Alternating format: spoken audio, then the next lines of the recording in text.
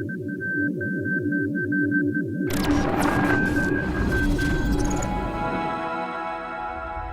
going to show off my newest Legends collectible here. Mr. Man of 1,000 Bookshelves behind me.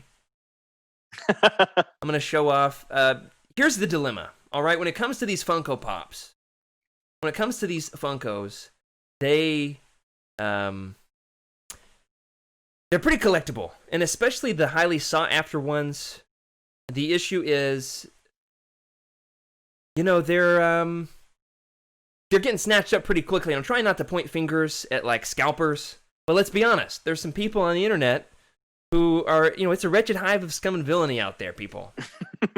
And so, of course, what happened is I was able to get Malik, but was unable to get Revan as a pre-order from GameStop. So what I had to do is I had to pre-order Revan through a less than reputable eBay seller who took a month to get it to me after I had ordered it, you know, paid the markup. It wasn't egregious or anything, but, you know, it was still more than the $12 that a Funko should be. Yeah. And all of that is to say, after sending him a message and him being, well, kind of difficult, if we're being honest, finally, after all this time, reunited, we've got Revan and Malik in all their Funko glory. He looks even better on camera than he does in real life. I can get him centered here. We got Revan and Malik, friends to enemies, to, now, probably not the levers, but at least friends to enemies. So there's all of that. I've got to say, out of all of my Legends Funkos, not Legends Funkos, out of all my Legends collectibles, all right, people are about to hear me come unhinged if we don't get Freddy back here. Out of all my Legends collectibles that are not books, I think that Revan might be top 10. What do you think? You think, Jake, that would be like a good estimation out of, you know, where you rank your Legends collectibles? If you had a Revan Funko, don't you think it would have to be in a top 10? Oh, yeah. I don't, because see, for me, where I came into Legends so late, and like, there was so, like, what I did know and kind of understood about all of them, because I, like, with Knights of the Old Republic and things like that, that was all, I didn't play that game, but I knew who this character was and all those kinds of things. And it's like, as they've even started to kind of push some of the Black Series figures out, you know, I've looked at it and I'm just like, I need, because I like to have the figures with the books. So, like, even though I have those books and everything, and it's like you got the canon, non-canon stuff, like, you got to have them in there. And that's what, I mean, you know, I'd probably say, because Thrawn's canon now, I mean, is Revan just the most favorite Legends character at this point? If I can click on the right freaking scene. Freddy, what have you done to me, man? Yeah, I'm just going to leave you upside down for the rest of the show, Freddy. I'm going to leave you upside down. That's how frustrated I am with with this opening. From the side. There we go. From the top. All right. Freddy, did you even see my Revan collectible? I did. I saw everything. I've been holding on to him for 2 weeks to show this to you because we didn't have a show last week. I was so excited to show it to you, and then you're not even here with me. But you're looking good now, Freddy. Everything's coming through nice and clean. And now that I've jinxed it, let's go. I want to let everyone know at the very beginning of this show, Jared was like, "Oh, you know what? Everything this is seems my to be fault. working out. This is my fault." Yeah. And I think Jared and I were on here at like 8:30, 8:15. Yeah, that's maybe. right. Yeah, that's right. Like, yeah, to be totally honest with everybody, we're dealing with pretty drastic time zone differences. You know, Freddy being all the way on the West Coast, me being all the way on the East Coast. And I'm East Coast. All right. So that made it easier for both of us to but it's not even like they're back to back. We got to go like full coast to coast. Oh yeah, absolutely coast to coast. Thank you for those bits, Andrew. Thanks for hanging out with us for a bit. Had to catch the show at a later date. We of course got off to a late start. Took us a while to get everything going, but you know what? We've got a fun show planned because we are talking about what might just be the very best Legends book. I don't know. We'll have to hear your opinion on it. For me, I'm going to say it might be. It might be, depending on my mood, which right now is pretty unhinged, if we're being honest. So let's go. Let's get this thing started.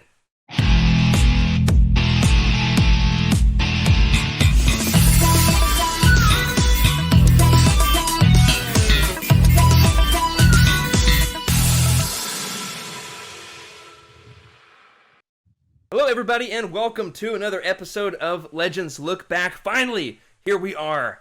doing one of the most prolific Legends books there will ever be. Welcome to the show brought to you by Youtini.com, a show that's been described as the most 90s thing since Will Smith playing Nintendo on a zebra rug while wearing a backwards hat, where we talk about all things Star Wars Legends, celebrating our rich EU history as well as diving into lesser-known Star Wars classics. I'm your host, Jared Mays, and today I'm joined once again, finally, not on Hoth anymore, no longer frozen with us in the flesh, or at least digitally, over Twitch, or coming through your earbuds. If you're walking the dog, if you're doing your dishes, whatever it is, we got Freddy C. How's it going, Freddy? It's going, man. It's going. I just set up in the new studio because I move in constantly, it seems. But it seems like it's gonna be all right. Read a good book. I like it. I love it. And I'm pretty excited to meet our new guest for this week. Absolutely. We've got Mr. YouTube himself. As when Freddy and I joined Youtini a year and a half ago, Youtini was like, we were writing articles, okay? We were talking about starting one podcast. Now we've got like 6. And we got, our podcast almost got canceled a couple times. And here we are. Now we've got a bunch of podcasts. We got like 30 team members. And I think one of the most exciting things we've got going is our YouTube channel. Absolutely excellent content. And one of the people leading that charge is Mr. YouTube himself, Jake Ruddle. Welcome, Jake. How's it going, man? Hey, man. How's it going? It's been better, but we're doing okay now. I like that intro, though. I like Mr. YouTube himself. I'm a teacher, and that's how I get kind of, you're Mr. Ruddle. Yeah, well, and then that's because they'll go in and joke now and be like, "Did you do another YouTube video yet?" And I'm like, "You bet I did. Absolutely. I hope you watched it." Jake, I've got one question for you as we get started. Yeah. Why is everything purple? I don't know. You know what? Look, even the I got the Rebels. I see that boxes. I see the purple from the new. I'm colorblind, and even I see that purple. Purple. Why is everything purple? I mentioned that if color's purple's a color of royalty, so I'll take that. I can dig purple, but Freddy's trying to block out his purple. What's Freddy doing over there? I'm getting ready for the bit. You got your show notes. We do have a bit, everybody. We do have a bit. Oh, that's what Freddy's doing. Freddy, is this we're trying to start a podcast, man, and here you are. You're just like, you got some kind of, what is this, a pegboard? What are you looking at, Freddy? Studying my art. Studying art. Freddy, now it's time for the podcast, man. It's not the time to be examining, the art. You can decorate your Star Wars room later, man. What do you think this is? An art gallery? There's one thing you need to do to be a good Star Wars podcaster, and that's to study art. You mean like the Drew Struzan cover art that we're going to be talking about tonight? I mean, Drew Struzan, don't get me wrong, I love the guy. I think tonight we've got Tom Young, actually, instead. Absolutely excellent. If you like art, maybe not our most successful bit ever, but I'm sure we'll edit it and post and it'll come out seamless. If you like art and Star Wars, I am excited to announce to you that you are in absolutely the right place, because today's book is none other than the Legends masterpiece, Heir to the Empire. Today's the day. It's the moment you've been waiting for. We've got art. We've got cloning, battle meditation, hot chocolate. We've even got a shirtless, buff, deranged Jedi Master who wants to experiment on some babies. We got space salamanders. I mean, what more do you need? Am I right? I think Nothing. You're right. That's it. Jake, is maybe one naked palp. Naked Palpatine. Ugh, Yeah, absolutely. that sounds wrinkly. I like the idea that while Palpatine's doing his whole naked thing in Dark Empire, Thrawn's like off in the unknown regions. He's like, I'm going to be in an entire different galaxy if Palpatine's up to that nonsense. I'm going to just go ahead and excuse myself, and I'll come once he's gone for real this time. And totally excited for us to be talking about tonight's book. And joining us, Jake, I was excited to get to have you on the show to talk about this book because you just recently read this. Yeah. Tell me about your history with this book. It was your first time ever. Yeah. This wasn't a reread for you. No, it was my first time. I always knew that it was there. I grew up a huge Star Wars fan, and the books I just kind of put off to the side for the longest time. just because it's, I had some of them. I read some of the Jedi Academy books when I was younger. Oh yeah. I mean, I know that you're a big fan of those, but I was a prequels kid, and so for the longest time, I'll be 31 in November, so I was, in my single digits going through the 90s, and then I was about 10 years old when the Phantom Menace came out. So like all the teenage years, I liked the prequels. I grew up with that, and I loved all that kind of stuff. Yeah. And I stuck to that. But then whenever they started the sequel trilogy, I jumped into reading a lot of the canon books as they were coming out, because I was like, now is as good a time as ever to absolutely start reading. And then that's when it kind of opened up into like, there are so many of these Legends books now that I haven't read. And so Heir to the Empire is like universally recommended by anybody, as this is the first book that you want to read. And it was just in the Legends timeline. And I was not surprised at how much I loved it, but like I was captivated very early. Like I could visualize so many things. Yeah. And it was kind of a not weird perspective, a unique perspective. I'd already read the new Thrawn canon trilogy. Oh, sure. So I'd already seen Rebels. I already knew who Rook was. I already knew who Thrawn was in the new canon. So to go back and see them in a different light. Yeah, very different light. But then to so many people, that's the original. Right. Those are the originals. So I was kind of backwards. It really is a unique perspective. Let us know in the chat, everybody. Anybody else in the same boat as Wes? What came first for you? Rebels Thrawn or Heir to the Empire Thrawn?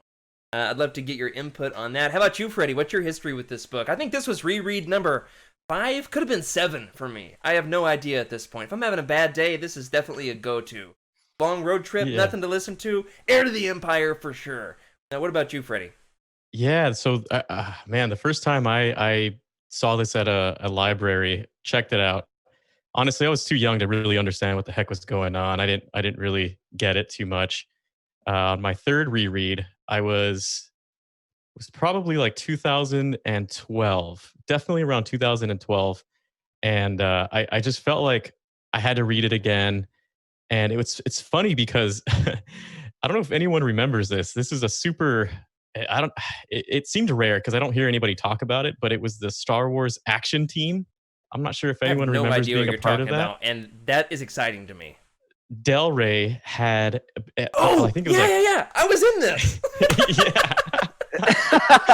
So the first book that I ordered using all the points that I gathered was it this from bad Del boy? Rey was that bad boy right there. Yeah, that's where I got mine too. That's awesome. Yeah, they sent us $30 books for like reviewing Star Wars books on Barnes & Noble, Amazon, and okay, Jake's got one too. All right, but Amazon. Jake, did you have to pay for yours? Because Freddie and I got ours for the hard work of posting pictures of our favorite Star Wars characters. I came after the fact. Yeah, I got mine off Amazon after, so $17.99. There you go. Awesome. Yeah, we're gonna be talking about this edition in just a second. Freddie, if you had to guess, how many times do you think you've read this book? This will be my. I would. Uh-oh, lost Freddie there for a second. Say 5th to 7th time. 5th to 7th time. Oh no. All right, we vamped for you. 5th to 7th time. 5th to 7th time. All right, so same boat as me. As soon as we're done with the podcast tonight, I'm gonna have to read it one more time so I can beat Freddie. Because if there's one thing that's true about me, other than the fact that I come easily unhinged, is the fact that I'm very, very competitive. I'm so competitive, in fact, that secretly, none of the other Youtini team members know about this. I'm about to out you, Meg. Meg and I have been doing secret races digitally. We'll try to one-up each other in terms of mileage and pace, like actually running. Meg and I are both runners, so we've been racing each other from across the country. That's how competitive I am, okay?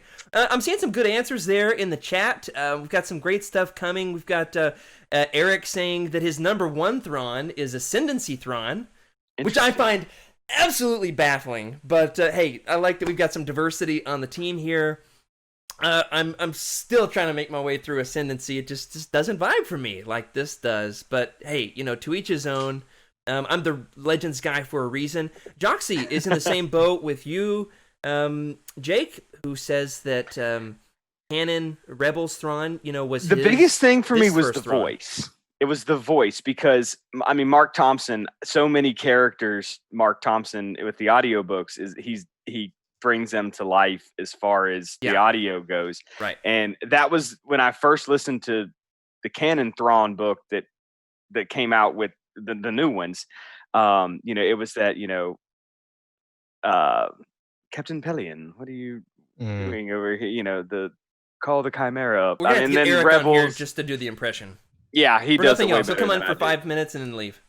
So, but that was so the visual, the mannerism, so many things I pulled out of that Lars voice. Mikkelsen voice that he impersonates. Yeah, and then the Mark Thompson version in the trilogy from the 90s, it was very like, oh, Captain Pelion. Right. Yeah. and for me, that's been my Legends Thrawn for a long time. Yeah. So much that we've got to talk about. Tonight's going to be our character-centric episode. We're going to do this in 2 parts. We're going to go all Thrawn all the time on Legends Lookback this fall, okay? This is the Fall of Thrawn, not like the demise of Thrawn, because he's got a couple of those, and they're both awesome, even though Wes in the chat says he thinks the Legends demise is lackluster. We'll save that for another episode. Tonight we're going to be talking about the introduction of these characters in Heir to the Empire. Next week, we're going to look at the overarching questions, and I've seen some of our incredible patrons and listeners and team members in the chat saying they've got some stuff they want to talk about when it comes to Heir to the Empire, and I'm going to say, throw those questions in the Discord. The more the merrier, because that means the more questions you write, the fewer that I have to write. All right? And it's been a busy couple of weeks for me. Some more behind-the-scenes info before we get into these character questions.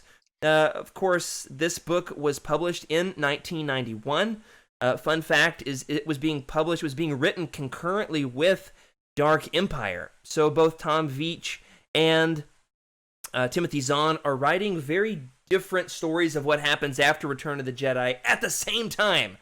And so you wonder about the departures story-wise with these 2 stories. Which one's better? Who's to say? Love them both with, as if they're my own children, okay? You can retcon them to try to make them fit, but especially when it comes to Luke's character, we'll talk more about Luke. Pretty drastic departures. Came out in 1991. The Star Wars book line was being revamped, rebooted. And of course, Freddy, if you've read that behind-the-scenes version, you know that whole story, right? The fact that Tim Zahn was approached about this, would you like to write a Star Wars book? And as soon as I say that, Freddy disappears. So that's awesome. Freddy will be back while we continue with our introduction. Freddy's as back and it's like he's jumping to hyperspace, and he's got the space whales just coming in and jumping him in and out. What else do we need to know about the behind-the-scenes on Heir to the Empire here? Who knows what's happening with Freddy? Who knows? We'll get it figured out. With behind the scenes, 1991, Star Wars books were being rebooted and revamped. Timothy Zahn was approached this. His number one concern was, how can I capture the voices of the original characters? In his behind the scenes look at this book, he said that whatever is between those quotation marks, whenever it says Han is speaking, the characters need to be able to hear Han is speaking. If Leia is speaking, they need to be able to hear Leia speaking. He felt the tremendous weight of responsibility, and it shows. It really shows. For whatever other gripes you might have with the book, he absolutely captured the voices of those original characters. It does take place 5 years after Return of the Jedi, so some time has passed, which of course allows for some other great Legends stories to fill the gaps in between. Specifically, we're going to have all the X-Wing books and Freddy's favorite, The Truce at Bakura, going back and filling in that story. We're also going to be talking about cover art. The original cover art for these, we're going to show off a little bit here, was by infamous Star Wars artist Tom Young. I'm going to put you on the spot here. Jake, what do you think? Do you know of any other artwork done for Star Wars by Tom Young? Have you heard that name before? I've heard the name mainly in the past couple weeks. Well, I mean, I probably read Heir to the Empire. It was over the summer, but as I've kind of Googled it, because I like to have the visuals of the characters, and when you type in Sabayoth and all those types of things, I would see his name pop up as far as the artistic pieces of it. So, but I don't know what else he's done. Everybody Google it. It's Tom Young with a J. At least I think that's how it's pronounced instead of Jung. I think it's Young. He, of course, is most famous for his portrayal of the original concept painting, the original concept poster for A New Hope. That very iconic, holding, you can see my armpit. Yes. Holding the the lightsaber up above his head like he's a Power Ranger. Saucy. Yeah. No, I do. Yes, that's where I knew that from, because that's like the buff Luke in like the sultry Leia with the sultry, leg out. Such a good word. Such a good description of. We've been doing SAT prep. Okay, yeah, you're learning all your vocab words. Everybody, Yeah. tell Jake's students the fact that he's doing great with his vocabulary words. Yeah. Freddy, I'm gonna try to reboot your camera on my end. Don't do anything. You're looking good to me in another browser window. So, hang in there. Gone with the Wind. So we can hear you, Freddy. Gone with the Wind's too long to read in school. Don't you wish you had a teacher as cool as Freddy? Freddy, don't you wish you had a teacher as cool as Jake when you were in high school? Yes, I do.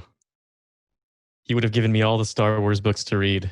Yeah, well, that's the I used to teach ninth graders, and the Odyssey. I taught Star Wars with the Odyssey, because we would teach about archetypes and how, like, so many people, that very first Star Wars movie, it's the same story that's been told over and over and over. And George Lucas has talked about that. We hit the damsel in distress. We hit Han Solo's the scoundrel, and he's got his loyal sidekick Chewbacca, and the Millennium Falcon is the trusty steed. And so, it's a good book to teach with a lot of that kind of stuff. So anytime you can bring Star Wars in, totally do it. Awesome.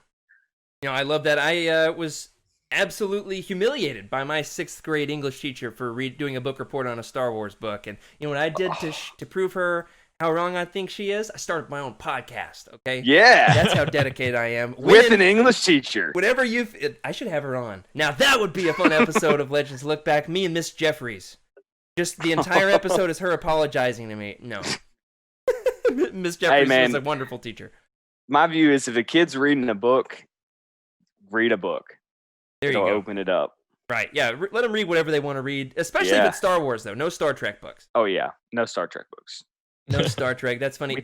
Freddy, if you'll just refresh that, your OBS Ninja, we'll keep going, see if we can get that video fixed on our end.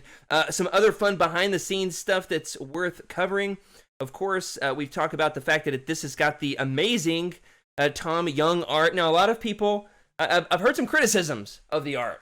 If you were to rank the original Tom Young Heir to the Empire art on a scale of 1 to 10, where would you rank this out of all of the Star Wars art you've ever seen, Jake? Where would you put this original artwork? They've recently been given new covers, which I quite find very, very offensive. I love the new covers. I find it very offensive that we had to get new covers for something that was already perfect. I'd give it a 6 in total Star Wars art. It sits in the middle for me. I remember being a kid, seeing that Sabaoth, and first wondering, like, who is this? Second being like, when did Gandalf move over to Star Wars? Like, that was yeah, when did Gandalf start taking steroids and move to a galaxy far, far away from Middle Earth? I remember seeing it as a kid. That's one of those things where, it was around. And I like the kind of misty atmosphere that the Tom Young works have. It's kind of like dreamlike almost. Yeah, absolutely. And so I do. Yeah, there's when a you vocab see word for you. Yes, I'm writing that one down for tomorrow. But I like that aspect of it, where it's a little otherworldly. I like the new covers mainly because I like the continuity between all of them, like how you can line them all up and get the whole scene. Yeah. That kind of stuff. But I'd probably put it in about a solid 6, a little more than halfway, but it's not my favorite. All right, there's Freddy. I found the button to press. Let us know in the chat, how would you rank this original Tom Young art? Another Star Wars Expanded Universe website. Now, I want to be really clear, we're repping Youtini.com, but hey, I've got some other interests. One of my favorite sites is Club Jade. They infamously have ranked these as the worst Star Wars covers of all time, which I find humorous, even though I disagree. Another one of my favorite Star Wars Legends podcasts is, and I talk about them all the time, a huge fan of Rogue Podron. One of the guys on Rogue Podron calls this picture of Jeruis Sabaoth, he calls him Buff Obi-Wan. And so I've forever called him that. Just look at the abs on abs on abs. He could start for your high school football team, couldn't he, Jake? Yeah, but to me, that's like it's just you cannot pass. So Like it's funny. Gandalf taking the Balrog down. But I've had to shift my What's views there. especially funny about it is the fact that in the book he's described as this: wispy and lean. Tom Young is like, I see you're wispy and lean, and I rub you. I Yeah. I raise you a 10-pack. That was a Freudian slip if ever there was one. Doesn't Luke or Mara, when they finally, it's not in Heir to the Empire, but when they do, isn't there a description later where they come in and say like that he's incredibly fit for his age? And I don't like that makes me wonder now, like, did Zahn put that in intentionally because that's how he was portrayed Oh my on the gosh. cover of the first book? That's but like one hilarious. of them does mention it at one point, like he's incredibly fit for his age. I'm not sure. We'll have to find the quote on that. I do have some other quotes for us before this episode is over, and we're going to go way too long if we don't move on. I will say with the art, there is one other set of art that I want to rep, and that is the Portuguese covers on these by Mark Simonetti are absolutely some of my favorite Star Wars art of all time. Have you ever seen these before, Freddy? No, I have not. I'm looking at it now. Well, here we go. I got a little bit of it up here on the stream for us. There's more, though, Goodness everybody. gracious. So please, I'll throw them up in the Discord. You can also do a little bit of Google searching Mark Simonetti, Portuguese, Brazilian, Heir to the Empire art, Thrawn Those trilogy are awesome. art. Absolutely spectacular. I've used these on all kinds of wallpapers for my phones and computers over the years. Now that we've got this iOS 14, I went ahead and threw that Jarua Sabayoth's Force Lightning image right there on my phone, coming up big in a big way. Absolutely love it. Some spectacular art. And so let us know in the chat, let us know in the Discord, which of the sets of art do you like the most? Do you like the Tom Young original covers? Do you like the Brazilian art? Do you like the new covers? Which is especially funny. One last fun fact on the art. Club Jade did a calculation a few years ago, back in 2016 when these new covers came out, and they did the math, okay? The new covers, this was right after the reintroduction of Thrawn into Rebels. The new covers have approximately 275% more Thrawn on the cover. Because when in doubt, give us more Thrawn. Am I right? Yeah. Can't go wrong. Freddy, you want to talk about the alternative titles? I wanted to play a little game here, okay? Don't look at this in the show notes. Give me just a second, and everybody, I want to hear your best guesses. I'm going to read off some titles here, and I want to hear your best guess. Which of these titles were actually considered as alternative titles for Heir to the Empire, okay? These were potential titles pitched by Timothy Zahn. Some of these are real, some of these are fake. So I want to hear your best guesses on which of these are real and which ones are fake. Are you ready, Freddy? Let's do it. Every time I say that, I promise everybody, it's not like supposed to be a joke. It's just naturally just coming off my tongue. Okay, some potential titles. Wild Card. Luke Skywalker and the Mission to Mirkor. The Emperor's Hand. The Grand Admiral. Space Salamanders, a Star Wars story. Yeah. All right, out of all of those, Freddy, you're going to start us off. Give me just one. Which one of those do you think is a real title? It's got to be the Clearly Space the last Salamanders, right? Absolutely, that was it. That sounds like actually the I would buy Ysalamari that. are actually described as salamander-like in the book, as if the name Ysalamari wasn't enough of a dead giveaway. Zahn actually I had to describes them Google it. as. You had to Google it? I had to Google it. The description wasn't working for me in the book. Well, the fun thing is you could always read the graphic novel adaptation, which we'll talk about in a second. Yeah. All right, Freddy, what's your best guess? All right, so if I had to go with a very Legendsy title, especially for this era, I would say Luke Skywalker and the Mission to Mirkor. That just sounds. Oh, you say very Mirkor, huh? Legendsy. I say Mirkor. Exactly. There you Mirkor. go. That's the reason why. All right, we're gonna have a Thrawn style, like military tactician battle to decide this one of these days. We can probably do that over social distance. You command your fleet, I command mine, and we'll see who likes art the most. Right? That's how this works. That's how war works. Right? Okay, Jake, what's your best guess? Freddy, I hate to break it to you. Luke Skywalker and the Mission to Mirkor is something that I made up. So thank you. All right. The Grand Admiral sounds like it would be a legit title. considering that Thrawn in his carryover and like his role, I'm going to vote for the Grand Admiral. I'm absolutely flattered. That's another one that I made up. All right, we're over. Are you kidding me? 2-0 for Jared. All right. No, I'm absolutely serious. There are two of these that were actually pitched as potential titles by Timothy Zahn. Before I spoil it, let's see what other answers we've got in the chat. If I can find it was the salamanders. If I can find the right window here. It's got the chat stream somewhere. Okay, Wes says the second one. Well, that doesn't help me. Which one is the second one? Cheryl says the Emperor's Hand. And Cheryl, congratulations. You win the prize of being Patron of the Night. Patron of the Night goes to Cheryl.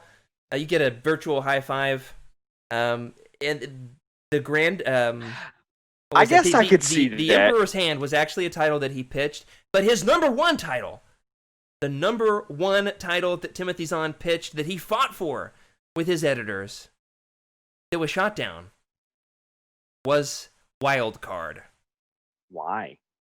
Because of Card. His name is Alan Card. I do love Card. Every single thing surrounding Card in the book is a pun. Every single ship, every little detail with Card is a pun. It's almost cringeworthy. And so what was Wes's guess? See if I can find it. It was the one that I talked about, the mission to Merkur. Luke Skywalker and the mission to Merkur. I chose that because, you've got the Lando Calrissian and the Mind Harp of Sharu, Han Solo at Star's End, Luke Skywalker and the Shadows of Mindor. I thought it was a Legends title, so... it was. You did a really good job. We can go ahead and... I'm really proud of you, Jared. Thanks, man. We can go ahead and wrap the show up now. No. Let's get into it. I will say some related materials worth checking out. We won't spend a lot of time talking about this for the sake of time. We've got a Dark Horse Comics adaptation, which Jake has in his Legends Epic Collection. It's collected most recently in the Legends Epic Collection volume, The New Republic Volume 4. Jake's showing that off. I read that this week in preparation for the show. It's a great way to get... You want to know what one version of what Nogri might look like. Mm-hmm. I think they do a great job at showing Wayland, that planet, and depicting... I like the dreadnoughts. I like seeing the dreadnoughts. Oh, yeah. It really shows you what the space battles might look like in their absolute finest. It's an absolutely great depiction of the characters and the battles and the planets, all that good stuff. It's a 6-issue series, is that right, Jake? Yeah. And if you get each one of them is 6. And so if you find the Epic Collection, I found mine at a Books A Million. You get all of them in one, which was nice because I could just go all the way through. Awesome. I will say that another great behind-the-scenes thing to check out is the, as we've mentioned, the 20th anniversary Heir to the Empire hardback, which has notes in the margins, both from Timothy Zahn and his editor, which is a lot of fun to kind of hear their behind-the-scenes ideas of what they remember of having written the book. This came out in 2011, and finally, one other thing to check out would be the West End Game source book, which came out in 1992. Definitely an old school Legends thing. I picked it up just a few months ago. Went through it. It gives some great behind the scenes information. It's got some original artwork. Look at this Lando. I mean, for crying out loud, look how gorgeous this Lando is. It's even got some original fiction that's published in here as some filler detail. It tells you how Pelion met Thrawn. I mean, if that's not like a TV show that we need, I don't know what is. How I Met Your Thrawn. I mean, it just writes itself, doesn't it? Absolutely writes itself. Well, before we get into it anymore, we are going to go ahead and kick it off with a summary, and this is your spoiler warning, everybody. If you have not read Heir to the Empire, we will spoil it. What we won't do is spoil other books in this series or major fates of players like Mara Jade or what happens to Grand Admiral Thrawn. We won't talk about all of that in this episode, which, by the way, Jake, don't spoil these two major details. Besides that, everything in this book is fair game, and we not only will spoil it, but we can't wait to spoil it. There's some awesome stuff in this that we are dying to talk about. Freddy's back, and hopefully all of you are still with us, and we haven't lost anybody to the spoiler warning. Without further ado, here we go. It's been 5 years since the Battle of Endor. The New Republic is taking control of the galaxy. but honestly still has a long way to go. A mysterious new Imperial Grand Admiral commanding the Star Destroyer Chimera are having tremendous success due to his tactical genius. Thrawn travels to Mirkur to capture Ysalamari, space salamanders that have adapted to repel the Force, which Thrawn uses to protect himself from the crazed Dark Jedi Jeruus Sabaoth. Notice the double vowels, because he's a clone. He's not the original Jedi Master, who was from the Clone Wars era Joruus Sabaoth. No, this is a crazy clone version. Jeruus Sabaoth. Pay attention to those vowels, everybody. It's going to come up again later. He's been guarding the Emperor's storage vault on Wayland. There, Thrawn enlists him to his cause. He wants him to be able to seize the cloaking technology that's within the Emperor's storehouse on Wayland. He also wants to use Sabaoth's battle meditation, the #1 force power in all of Legends, to be able to help command the fleet to greater victories over the rebels.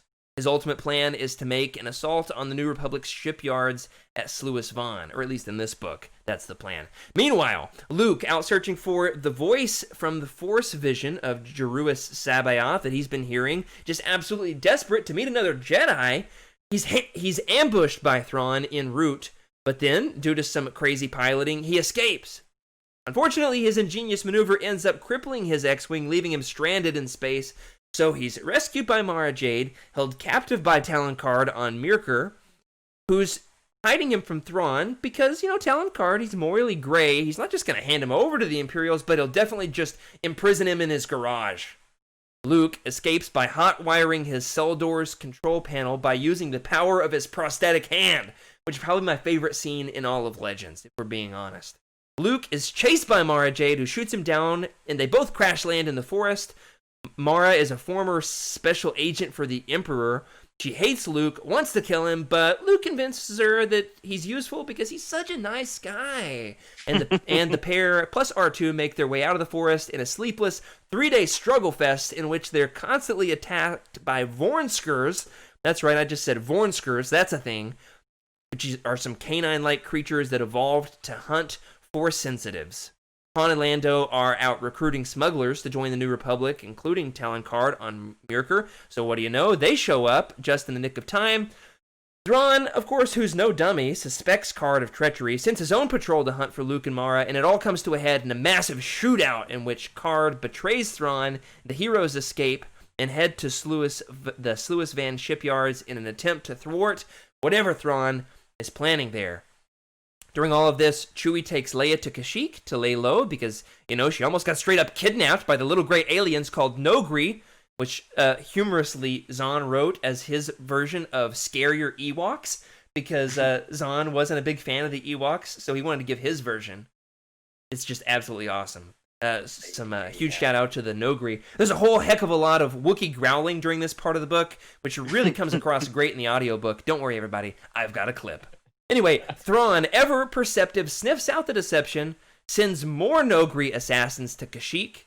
The Nogri are actually weirdly infatuated with Leia, calling her Lady Vader, because they viewed Darth Vader as kind of their savior, which was an interesting twist. Leia, a crack politician, plays along, does a deal with the Nogri for them to take her to his homeworld for some good old-fashioned negotiating and zero murder. Seriously, please don't murder me. The book's climactic conclusion is a massive space battle at Sluis Van, where Thrawn uses the mole miners he stole from Lando to steal the New Republic's ships, but Wedge and Rogue Squadron show up to help. Han and Lando hatch a plan to just use the mole miners to destroy the ships altogether, rather than give them to Thrawn. Thrawn, therefore, is thwarted, but says, "Don't worry, it's not actually that big a deal," because he's got lots of other plans, and this is only a mere inconvenience. Whew, I'm gonna need a drink after that. Freddy, rate this on a scale of 1 to 10. Please tell me it doesn't get anything less than a 10. So first of all, your narration of the summary was a 10 out of 10. So let's just give that straight out the I at least wrote the gate. summary this week. Some weeks it's kind of hit or miss. I wrote the whole thing this time. I just want to give you credit for that. That was good. Thanks, man. I was right Struggle there with fest. Struggle fest. You like Best that? word. Yeah, I like that. Zahn would hate it. Zahn would learn a lot about me from my summary, I think. Not Zahn, Thrawn. I'm going to get those confused the whole episode. Where do I you wonder if rate that was this one? intentional. Yeah, man, I love this book, and the reason why I love it is the story that came with it of my discovery, but just off the content itself, it takes you in so many directions. There's so many, and we'll talk about a lot of this, right? This is the point of the podcast, but uh, just for nostalgia and just how much I like it, it's right there, 10 out of 10 for me. If I'm trying to come at it non-biasedly, just Yeah, you gotta reading try this to be book as a unbiased. fan. Yeah. It's hard. And it's hard. Honestly, it's really hard for me to lower anywhere lower than a 10, and that's just my opinion on it. Okay. How about you, Jake? Where would you rate this? Freddy's going to go ahead and begrudgingly give it a 10, acknowledging his own, acknowledging his own bias, or saying, it is pretty nostalgic. What about you, Jake? You just came to it this year in 2020. How's it rate? Don't be afraid of hurting my feelings, but, this is seriously, you won't be on next week if you rate it too low. I'm trying to think which Star Wars book is my 10. It's definitely my favorite Legends book that I've read. And even if I say it's a 9, it's leaning towards a 10. It's one of I thought about this when I was looking through the Youtini, the way that they score things. Like, there's only so many books that are considered a masterpiece. Revenge of the Sith is a masterpiece, and this is really close. I'd give it a 9.5 going into a 10, just because it's like I try to reserve that 10 spot for the ones that if the world ended and I got to carry them around in my backpack, would I take this one? But it's as high as you can go, really. I don't know that I'm yet at the point where I'm going to say it's my favorite Star Wars book of all time. I mean, if we have to settle for a 9.5, I'm happy with that. All right, if we've got to settle for it, I'm going to go ahead and give it a 10 as well. I would rate this as one of only, I would say maybe 5 or 6 Star Wars books I would call an absolute masterpiece. Mm-hmm. Mostly because he does such an incredible job at capturing the voices of the original characters, and then he writes some really incredible original characters. You got Thrawn, you got Mara Jade, Talon Karrde, Borsk Phalia, the worst, but perfectly the worst. Absolutely perfectly the worst. Yes. Some absolutely great original characters. However, I will say, since we have all given this a 9.5 or up, it has become popular on the internet lately to hate on Heir to the Empire. So I do want to try to give a little bit of, a balanced perspective on those who might disagree with us. Just this week, in a Reddit group that I'm in on the Star Wars Books subreddit, somebody posted how they just read Heir to the Empire for a first time, and they called it, and I quote, an underwhelming milestone. So, people do disagree with us, but let's be honest, we're right. All right. Yeah. We're gonna get into why we are. And we can talk about what those reasons are. If you're curious on why somebody didn't like it, let me know. I'd be happy to share it with you in the Discord. I'm not going to give this Joker any more credit during our episode than we have to. So let's start off with the characters. We'll start with the morally gray characters, and we're going to move into the heroes, and then finally our villains. Freddy, let's start off with Mara. First of all, Mara absolutely hates Luke. And it's really clear early on that they're absolutely made for each other. So, it's so funny. It's so funny how much she despises him, and he's just like, "What? What did I do?" Because in this book, Luke is a all caps nice guy, isn't he? I mean, the very first scene with Luke in this book, he's drinking hot chocolate, for crying out loud. If that doesn't signal to you, and to Tom Veach and the entire crew writing Dark Empire, where Luke is a baddie, he's edgy. In this book, he is got some serious suburban dad energy. I mean, in this book, he's just like drinking hot chocolate. The edgy girl is like hitting on him, and he's like, I know you hate me, but you should probably not kill me because I'm a nice guy. So it makes me go ahead, Jake. It reminds me of in the Battlefront 2 campaign, whenever they're going through the Emperor's Observatory, and Del asks him, like, why are you helping, or should I give this to you? And he's like, because I asked. And like that's just that vibe of absolutely. How can you argue with that? I just played that a couple weeks ago, Jake. Finally late to the party on this one. It's only like a 3-year-old video game. That's such a good point. Make my way through it. Why do you think, Freddy, that Mara hates Luke so much? What is it that's got her so triggered when it comes to Luke Skywalker? Well, it's definitely her ex-boss, that's for sure. Good old Palps. Just Luke coming in and ruining everything, and of course she's bitter with all of that nonsense. But she as we all know, she earns he earns her trust and eventually her love. So Right. Jake, what's your best estimation on this? Why do you think that Mara hates Luke so much? Is it more Luke ruining her life, or is it more Palpatine's influence?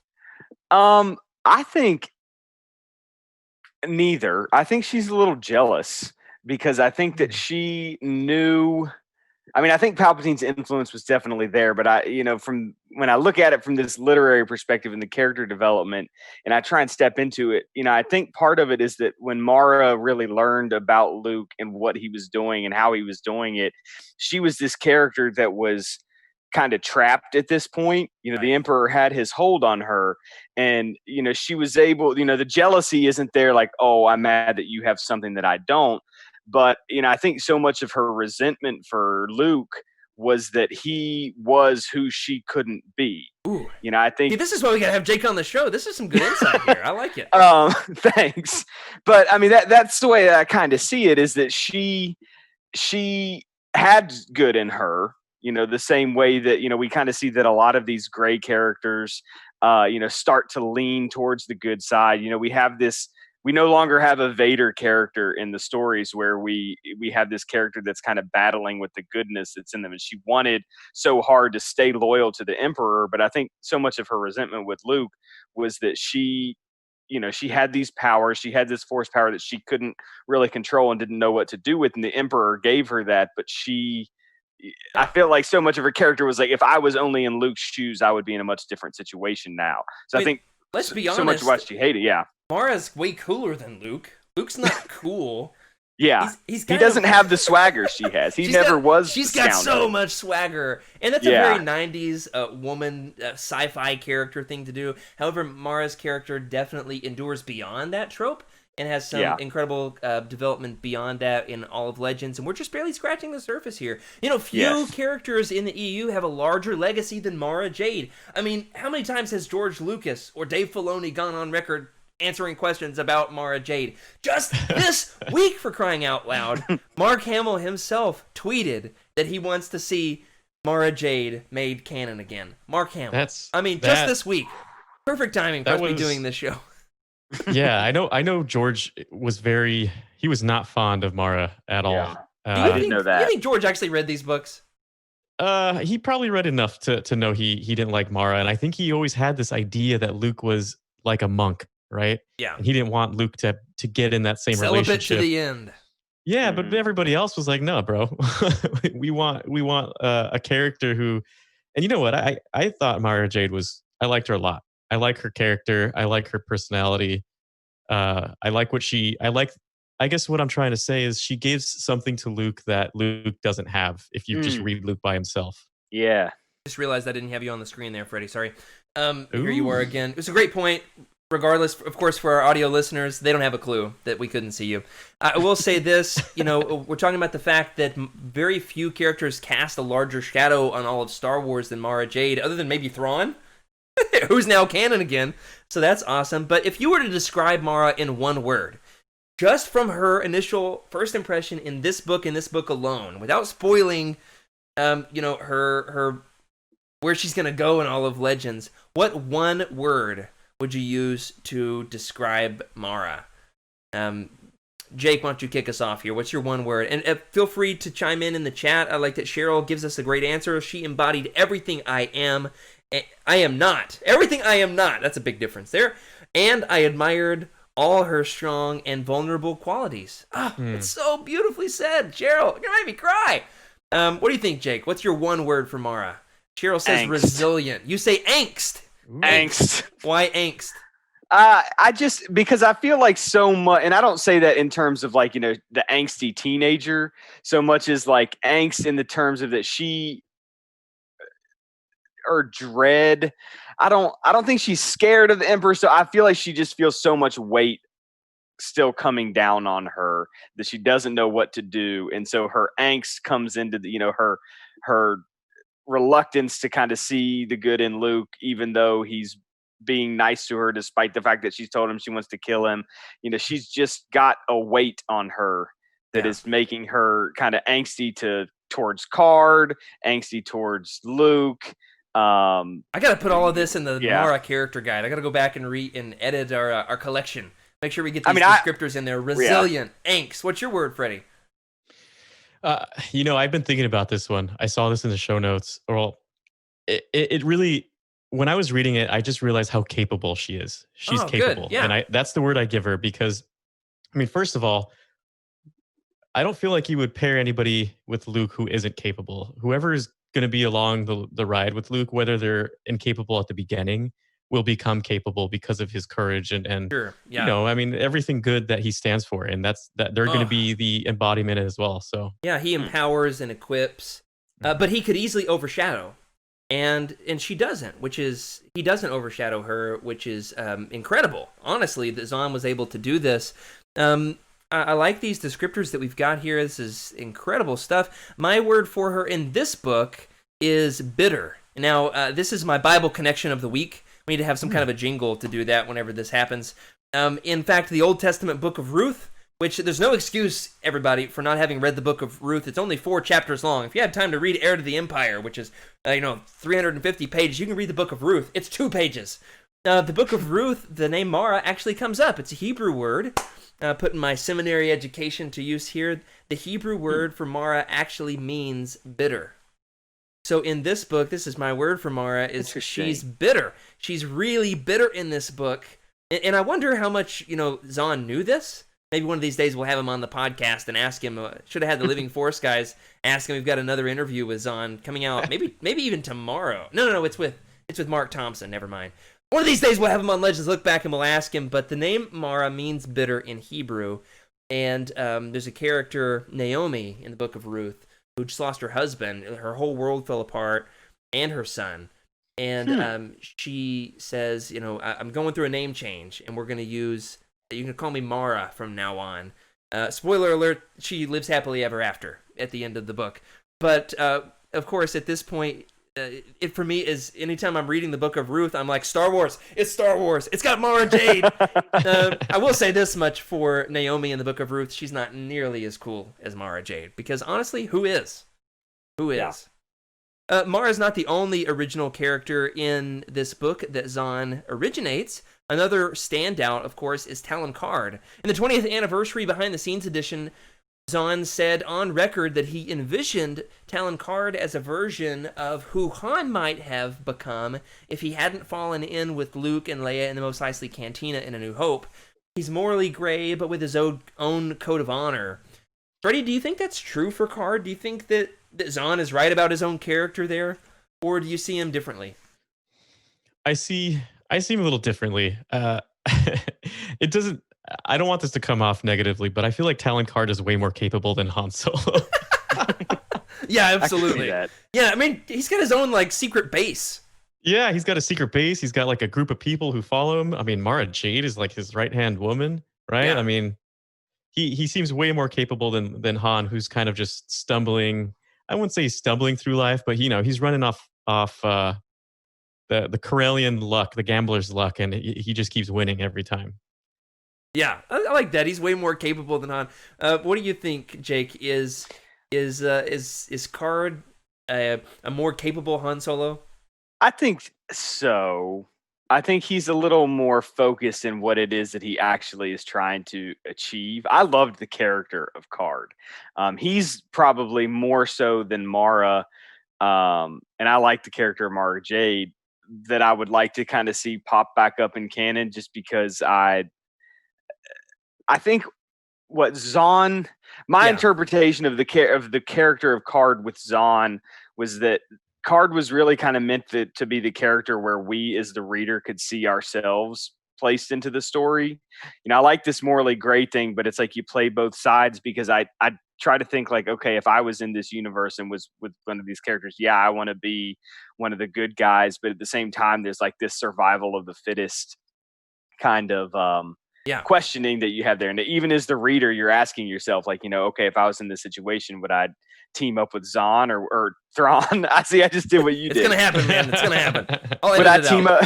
Would I team up with Thrawn, or would I stay to the good guys? And you don't know. It's easy to say that you would do one thing, but when you're in that situation, you might do something completely different. And I think that that's kind of where Card falls, is that he's got his moral code, but I think his struggle is not necessarily between the good guys and the bad guys, but it's whether or not he's going to break his code or follow along with it. And that's one of those things that I think Han Solo ended up having that same situation where he had to kind of ask himself, am I going to break this code of being a scoundrel? Am I going to join up with these rebels and fall for the princess? But I definitely think that Card had much more of a focused goal and what he was trying to achieve, rather than just running around the galaxy in a hunk of junk. Jake, you got such a good point. It brought something up in my head of like, I feel like Talon Card is very good at playing both sides, right? Yeah. And he can play both sides and he knows how to play them. But I feel like Han really prefers one side over the other. Mm-hmm. And I think that's definitely the difference between the two. Yeah, Jake, I like that you said that Card is a character who would actually fit pretty well into canon. I feel like the closest thing we've got at this point is Hondo Ohnaka, who is totally different and yet a little similar. A little similar. Hondo has that both sides too. Hondo has some moments that make that his way pull more to of my a heart. goofball, though. Way more of a even his voice in the audiobook, I feel like is very much Hondo Ohnaka. Okay, I have to give that another listen. I do agree with Cheryl in the chat, who says that she doesn't want Mara in canon because she loves her story in Legends, and I think I agree. I actually think that that Card would be a better next fit into modern canon from Heir to the Empire than Mara Jade. What do you think, Freddy? Yeah, I think I feel like Hondo Ohnaka was Talon Card, and that's sort of my opinion, but I don't know. I think he got that because I think Hondo started out as like this like quasi antagonist for the Clone Wars, and then he even had his own secret base and his own Kowakian monkey lizard. I nenever really thought about it like that. My god, he didn't have. I just started to put all that together. He didn't have Sturm and Drang, but he had his monkey lizard. What was that thing's name? Love that thing. I'm a Legends guy. I don't know. That's the best I can do. Well, we've talked about these original characters. Let's also talk about our legacy characters. The only two that we're going to talk about in this episode are Leia and Luke. Leia, of course, gets her own little adventure in this, where she is whisked off by Chewie to Kashyyyk, and then, of course, is ambushed by Kabarak, the Nogri assassin, who she totally just negotiates her way out of, her own assassination or kidnapping. It's unclear. Jake, how do you think Leia makes the most of the whole Lady Vader situation?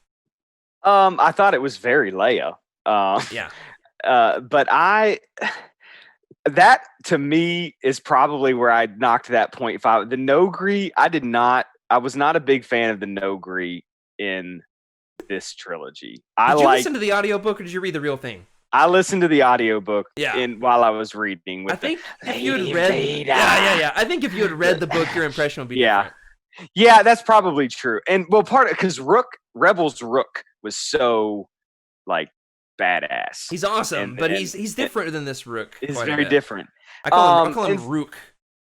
You can call him. You can use your Georgia accent. But I mean, with Leia and bringing the Lady Vader, I like that they brought in the Vader aspect, because to me that was really a big character development moment to see kind of Luke and Leia particularly in regards to Heir to the Empire, kind of come to terms with the fact that she's got to walk around now and people know that she's Darth Vader's daughter.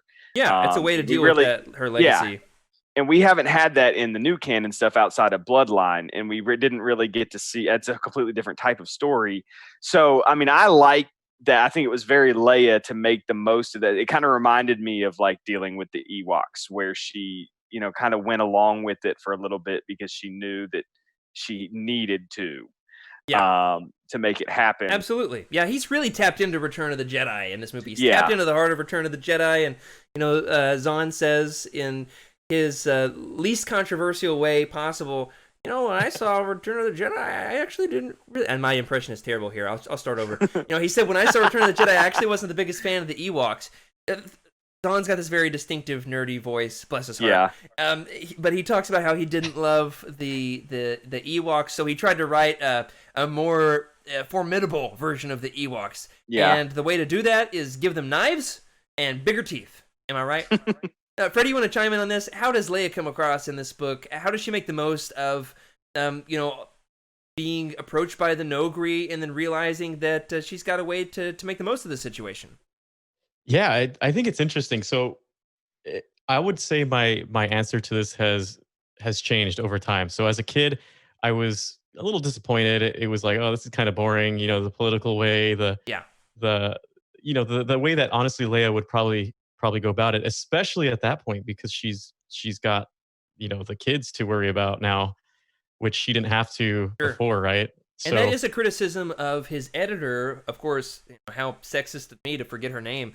I'll see if I can find it. But she says, you know, her biggest criticism rereading this all these years later is she wished they talked more about the pregnancy, because there's no moment in a pregnant woman's day that you're not thinking about the lives growing inside of you. Mm-hmm. And so that's something that she actually said could have been utilized more. Do you think that's true?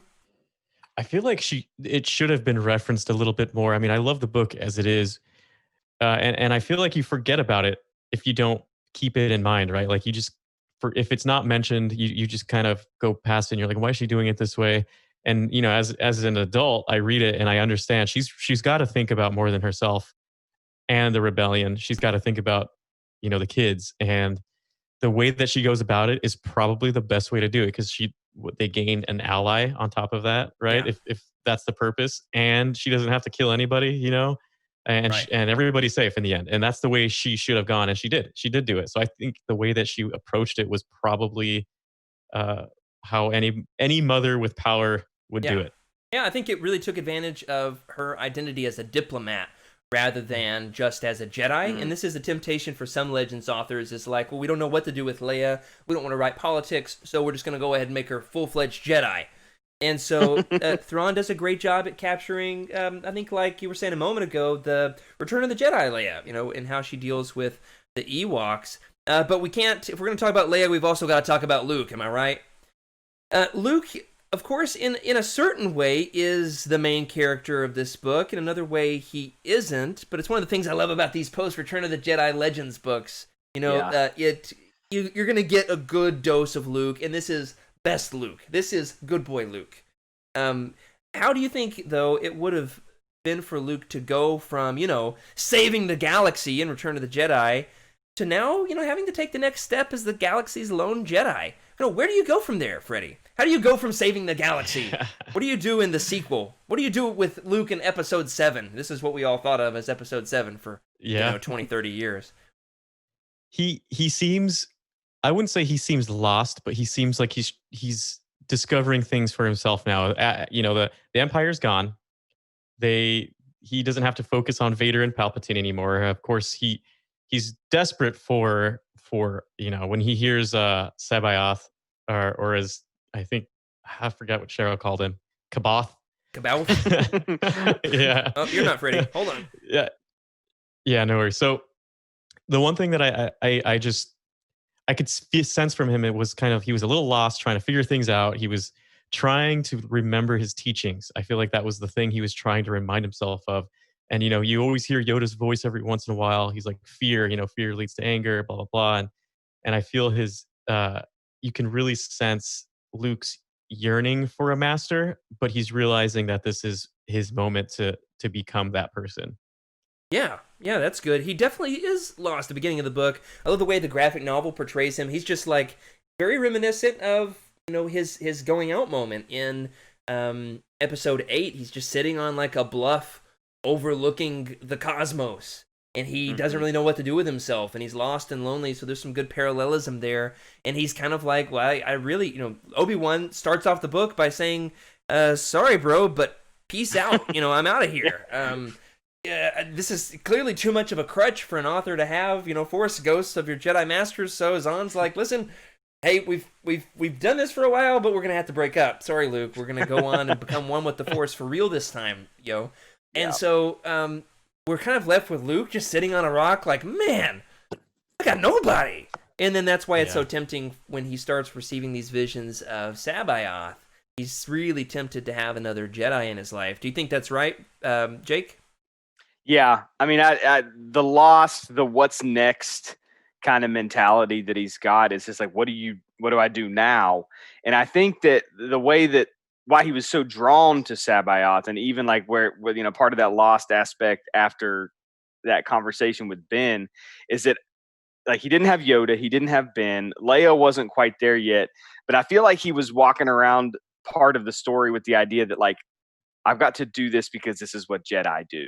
Like I'm trying to be a Jedi as I know what a Jedi is, and I think that was part of his kind of internal struggle and figuring out what's next is because he's did it ever, because he's a Jedi Knight in the Return of the Jedi, and then he's not really considered a master, and then it hadn't really got with the Legends lore and things like that.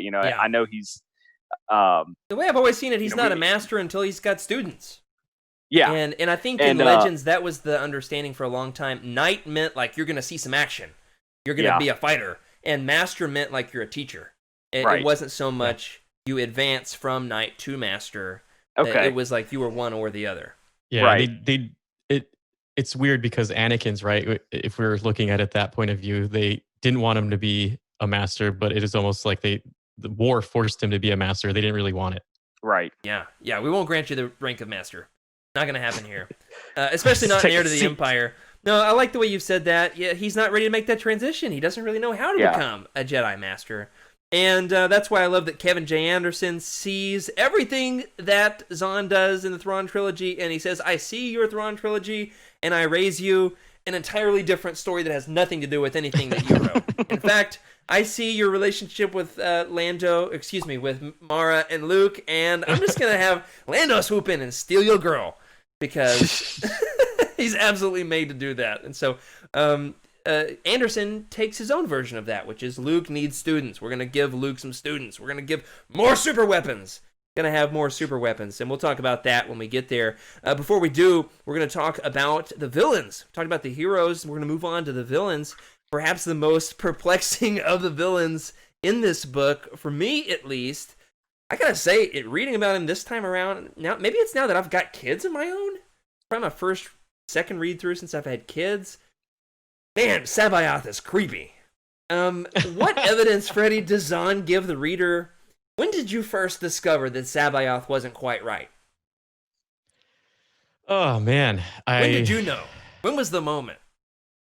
I would say not the second they met him, but when he took him into that area, I forget what it was, like a ruin or something, and he was just like sneaking around them. They didn't know who killed him, and Thrawn obviously had an idea, but I was like, yeah, man, this guy is messed up. Who killed the original protector of the temple? You mean? Yeah. Sorry. No. Yeah. I'm just gonna go ahead and put it out there on the record. You can quote me on this. Put this on social media. If an old man, especially a shirtless old man with lots of abs, invites you into his ruins and won't tell you about what happened to the dead body that's lying there, that's your sign. All right, run away. Okay, that's a red flag, don't you think, Jake? I'm glad we agree on that. By the way, when was your moment? I get an amen in the chat. When was your moment? It was definitely at the beginning, and I think they even said something. There was a moment in that introductory where they mentioned the syllable change, the Joris and the Joruis. Yeah, Thrawn says, notice the telltale extra vowel in his name, the mispronunciation from. And right then, and I had a little, where I was coming into it so late, I knew, I knew the whole deal with clones. I mean, I knew the whole post, like just from general spoiled world, because it's been so long. I had an idea that he was going to be off, but as I was reading, and I'm like, okay, well, I'm studying this from the reader's perspective. We're studying for real. I probably did more research on this book for this roundtable than I did for my actual grad school this week, if we're being honest. Heck yeah. Yeah. But that was when I saw that when they had that little double syllable thing. It was I the was vowel. like, okay, the vowel was the something's- dead giveaway. If it's not the abs or the ruins or the dead body, it's the extra vowel. Am I right? Yeah. You know, the offer that eventually seals the deal for Sabaoth to work with Thrawn is that he will be given Leia's unborn Jedi twins. Yikes, am I right? Yeah. What in the Force do you think he plans to do with them? I'm going to take a stab at this one, Freddy. Cloning, using their Force powers for something. When in doubt, I don't just know. say cloning. Yeah. Yeah. I have no idea. We just need a freeze frame of that look that Jake just gave. Yeah, well, I want to say not clones. Like, I want to say that he's so, like, lost in his own mind that he is this all-powerful Jedi that, I mean, he really thinks that he will start this entirely new Jedi order of just these people that will be able to go around, like, I don't know, some Knights of Ren kind of thing throughout the he wants galaxy. to control them. Yeah. Yeah. He wants to have his own empire. I don't, I have not read Outbound Flight yet to be able to kind of see how a lot of that began, and I don't even know if that does, but it's like on my list of things, like the early Sabaoth. But yeah, the real Sabaoth is a good Jedi, but he's definitely like telltale of the fallen Jedi Order, like the corrupt Jedi Order, the Jedi Order that's in love with itself and blind to its faults, and he is power hungry and he is controlling. But the clone, it's basically it takes all those eccentric and less than reputable mannerisms and takes it to a 10 or a 12, if we're being honest. And I think that the rationale, I think it's going to come up in a later book, is that cloning Force users doesn't work well. At least in Legends, you can't clone Force users because it's the midichlorians, right? You know, they go crazy. Something doesn't go right. You cannot clone Force users very well, and so this is a big problem. Is Sabaoth's mind is deteriorating over time? It makes for a really great, new villain. How do you write a villain after Darth Vader and Palpatine? Here's what you do: a buff, shirtless, cloned, deranged Jedi Master. Well, I think now that you say it like that, that's what I mean. I like that analysis of it. Is that how do you write a new villain? And I think that that's really what kind of needed to happen. Is that okay? Well, so we've been at this point in the story. We didn't have the prequels yet. We didn't have the sequels yet. So all we really know of the Jedi is Yoda and Luke. And it's like, okay, well, what do you do now when you throw a character in there who would seem like it would be like someone that Luke would go to for help, but then that person that everything Luke's been told is that the Jedi are good, they're selfless, and then this guy's just a total opposite. Right. And that's I don't know, that's kind of I didn't think of it that way. And it also works well narratively that he would be like the protector of this temple. That's why he wouldn't be in the original trilogy. I think sometimes shoehorning in extra Force users into the EU feels forced. And pardon the pun, but it actually works with Sabaoth because, first of all, he's crazy and who knows what's going on in his mind. And second of all, he's got his own thing out there on Wayland, protecting this, the Emperor's, what's the word I'm looking for? Hoarders-esque garage. Yeah. And Thrawn has heard legends of it. Kind of an Indiana Jones-esque, got to go get the treasure from the temple. The other massive, incredible, original villain that Zahn writes in these books, of course, is none other than Grand Admiral Thrawn himself. We've compared a little bit in terms of canon versus legends in the chat with Rook, and of course with whether or not different characters would fit into canon very well. We talked about whether or not we want to see Mara in canon, but there's one character who has been recanonized, and that is Thrawn himself, Mithron Uodo. I mean, I'm sure he would correct me on that, but with my southern accent, that's the way I'm going to say it, okay? But here's the thing. In this trilogy, Thrawn never gives us an inside look at Thrawn's thought process. We never hear from Thrawn's point of view. Of course, getting that now in more recent canon books, and it's going well. But in this trilogy, there's this shroud of mystery around Thrawn because you're only ever hearing about him from other characters. Pelion, in particular, is our reader stand-in. Why do you think Thrawn is so mysterious to readers in these books, Freddy? Yeah, I mean, it's so funny because I was, after reading these recently, because it's been a while since I've read them again, but after reading, the newest Thrawn books, and then the canon books versus the legend books, I'm just like, oh man, he sounds totally different. And it's because you don't have that inner monologue of what's going on in his head. And it Yeah. makes it like it makes it mysterious because you're like, what the heck is he thinking? Imagine you take away all of that inner monologue in the books, right? And then you just see it as is. That's exactly what we're reading. And it's like, man, this guy, he's playing chess and we can't see what he's doing because the lights are off, right? Where you get that sneak peek in the canon. Yeah, and the fact that you say, we don't see inside his head is one big reason why he's mysterious in these books. It's not just that, he is kind of super heroic in these books. It's like he has this master plan, and it's clearly Zahn's writing, and he's got something that's unrevealed to us as readers. And it's been a criticism that people have had of these books is that Thrawn seems too powerful. But my retort to that is that Thrawn ultimately fails at the end of the book. His mission is unsuccessful, so he's not perfect. And, the big difference in canon and legends, I think, is this, whether or not we get inside his head, how perfect or how fallible is Thrawn.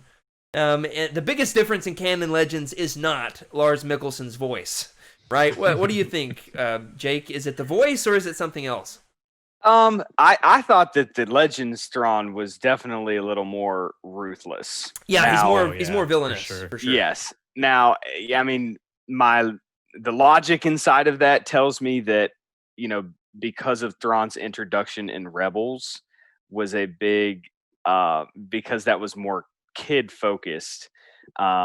And I think, I'm really glad that Thrawn was recanonized, and I thought he was an awesome addition to Rebels. But that is one of those things that makes you think about how much was his character molded to fit that audience, which I think was not maybe a risk, but I think that was something that the show creators probably had to take into account, is that when these kids grow up and then think, oh cool, this is another book with the guy that was in the show that I watched when I was a kid, and they're just like, holy crap, he's slitting throats and stuff.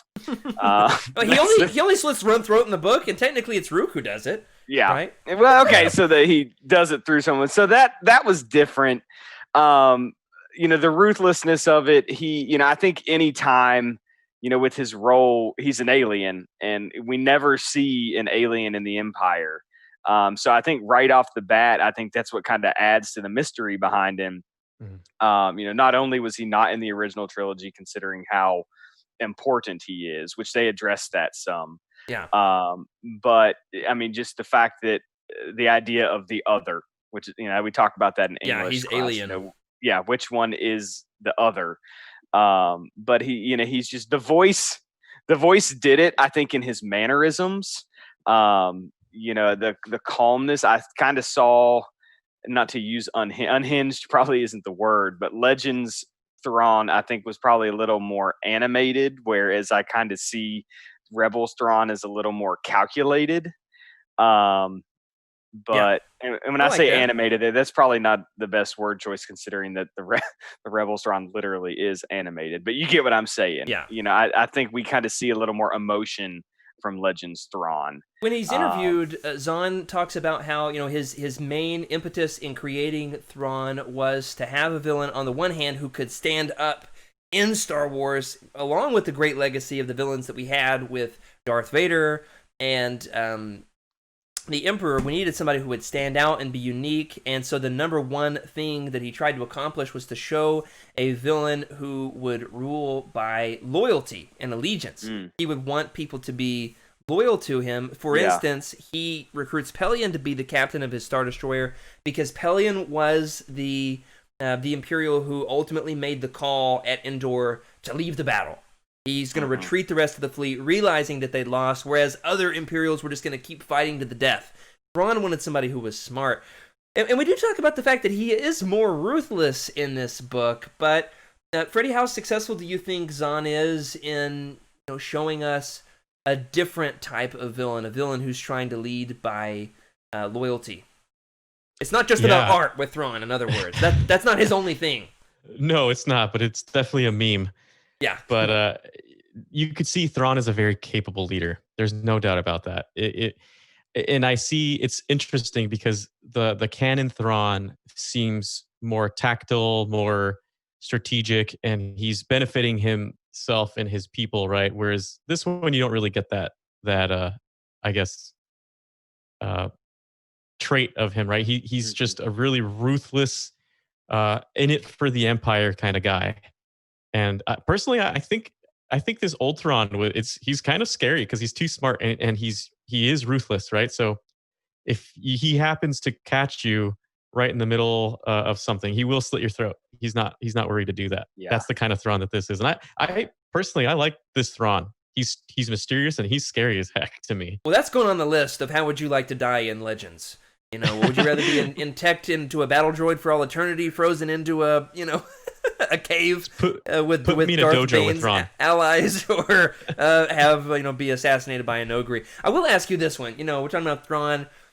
Jake, what do you think? If Thrawn were to watch all of your Youtini YouTube videos, or if he were to look at your Star Wars collection, what would Thrawn be able to tell about you from your art? Let me know, everybody in the chat. Think about this. He talks a lot, but there is an order to the way that he talks. Notice at the top that he starts in chronological order, and he's very orderly. There's no dust, but there's just so much content. I don't know that I can take it all in at the same time. That's how Thrawn's Everybody going to take give in. Jake a hand for that one good. on the spot. That one wasn't even in the show notes. He had no prep, no warning for that one. I like Rebels Thrawn better. I know you didn't ask me that, but that's how I see it. So that's how I kind of imagine him walking in and looking at things and being like, it's a lot to take in. Right. You're giving me a lot at one time. I find Rebels Thrawn to be very consistent with the Thrawn trilogy Thrawn. And I call this the Thrawn trilogy. I'm going to call the new book something else. That's fine. We can say the canon Thrawn trilogy. We can call it the Thrawn Ascendancy trilogy. But this is the Thrawn trilogy. And I will die on this hill. Except for, please, I don't want to die. There's more Thrawn books coming out. I find the Rebels Thrawn to be very consistent. I found Zahn's canon Thrawn in his books less consistent. So it's all a mess. One thing's for sure, these are great. So, Freddy, what would Thrawn learn about you from your art? This guy likes Star Wars Galaxies way too much. And he talks about Trusa Bakura any opportunity he can. Just leave him alone. Awesome. Absolutely. Yeah, he would probably tell me that, for somebody who likes to collect Star Wars art, you think he could actually frame some of these posters. Because, you got the humidity and you got the windows open sometimes. Sometimes they're falling off the walls. He would tell me, like, you might think that you're a collector, but, get serious about it. Please. Come on. This stuff belongs in a museum. Let us know what you think. What would Thrawn learn about you from your collection? We've had a ton of fun talking about all of this on this episode. I do want to give one last character-centric shout-out. Any other characters you want to make sure gets a word on the podcast, guys? There's so many other characters we haven't talked about. What's that, Freddy? I'm glad you talked about me. Lando, baby. What do we have here? I love that guy. What do we have here? That's who I was going to say. Uh-oh. We're going to have a Lando off. Only one of you gets to say Lando. Yeah. Awesome. Yeah, Lando has a great role in this. I like that we've got Han. You got Han and Zahn and Thrawn. Come on, this is confusing. Winter. Don't forget Winter. Absolutely. Yeah. I thought Winter was going to go bad. I thought Winter was the mole. Yeah, we don't know who the spy is in this book. There's always a spy in the Legends books. There's always a spy. We don't know who or what it is. I hated Failure. Yeah, Felia's a great character that you love to hate. Winter is coming, Joxy. You're right. He says winter is coming. And so we will, of course, talk about Winter once we get there. We'll talk more about Falia in the future books. The other character I do want to give a shout out to is the Wookiee with the speech impediment, Ralra. Oh, God. We got to give a shout out to Ralra. Of course, once Leia gets to Kashyyyk, she didn't bring C-3PO. Doesn't have, or did she bring C-3PO? I don't know. No, she couldn't. He was playing her. Okay. Yeah. Couldn't bring C-3PO. And so she didn't have, a great way to be able to understand Shiri-Wook.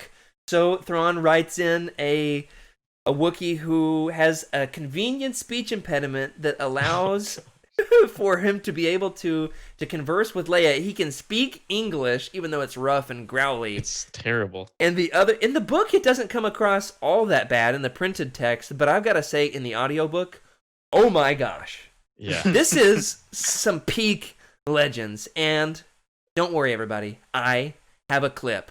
I present to you The Sound of Ralra, narrated by Mark Thompson in 2011 in the Heir to the Empire Anniversary Edition. Here we go. Get ready for this, everybody. Prepare your earbuds. Curving from shoulder to waist across their brown fur. The taller of the two, his baldric composed of gold-threaded tan, took a step forward as Leia headed down the ramp. She continued toward him, using all the calming Jedi techniques she knew, praying that this wouldn't be as awkward as she was very much afraid it would be. Chewbacca was hard enough for her to understand, and he'd been living out among humans for decades. A native Wookiee, speaking a native dialect, was likely to be totally incomprehensible. The tall Wookiee bowed his head slightly and opened his mouth. Leia braced herself.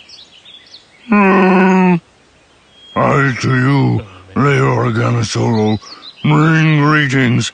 I to Roruko, welcome you. Leia felt her jaw drop in astonishment. Oh, yeah. Thank you, she managed. I'm, honored to be here. As we, by your presence, are honored. He growled politely. I am Ral Rachin. You may find it easier to call me Laura. I'm honored to meet you. My name is... But you might find it easier to call me... So good. So good. And that does it for this week on Legends Look Back, everybody. Thank you for joining us. This has really been a wild ride from our rocky start with the tech there, of course, all the way up until now. We are glad that you have stuck it out with us. Let us know what you think in the Youtini Legends Look Back Discord. Let us know your questions if you want them included on next week's episode, where we're going to get into the overarching questions. We're going to talk about my favorite Legends quote of all time. Just wait for it. We're going to talk about why Ben Kenobi had to go. We're going to talk about the Ysalamari as a storytelling shortcut. We're going to talk about hot chocolate, the frequent use of Star Wars tropes, Thrawn's battle tactics, all kinds of awesome stuff.